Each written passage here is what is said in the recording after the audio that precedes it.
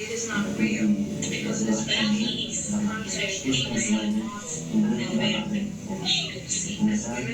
we are open conscious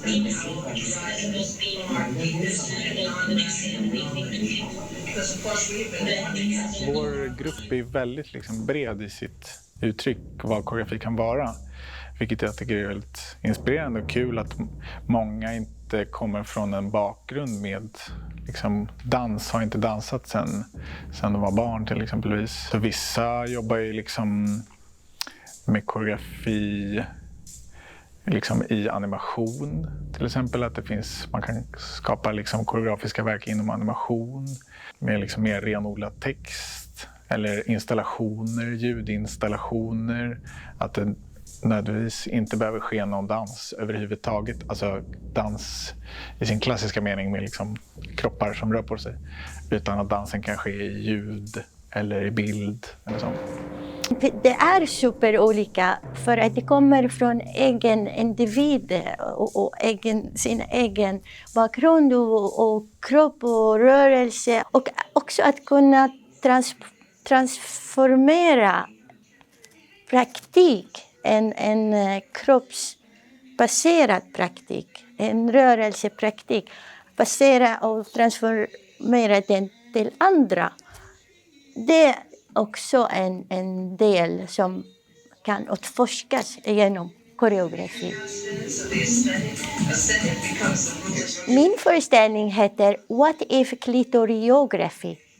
Och den är min reflektion som koreograf om klitoris påverkan på hela kroppen, fysiskt sett och andra olika aspekter. Jag jobbar väldigt liksom interdisciplinärt med väldigt många olika former samtidigt. Så jag skriver samtidigt som jag dansar. Jag gör också musik till föreställningen. Så det är liksom, man kan säga att koreografin händer på många olika platser samtidigt i arbetet. Jag har en bakgrund inom liksom visuell konst från början, så jag har jobbat mer med kanske film och performance och skulptur innan.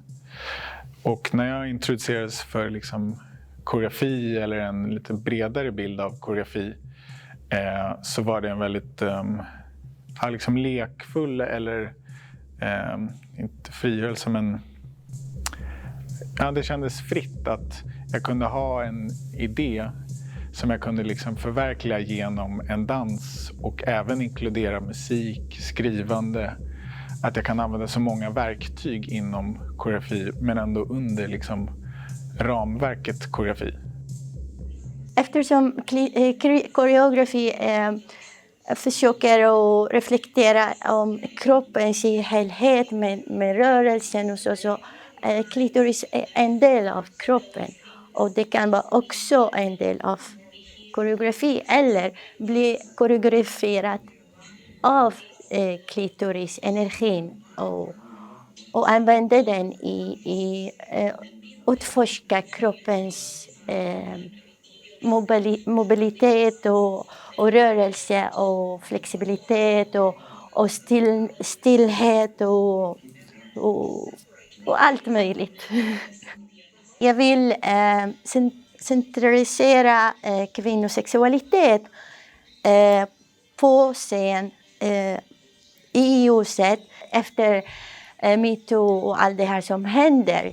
Att känna igen den här sexualitet och jobba med den kreativt. Inte bli utnyttjat bakom scenen och på kulisserna.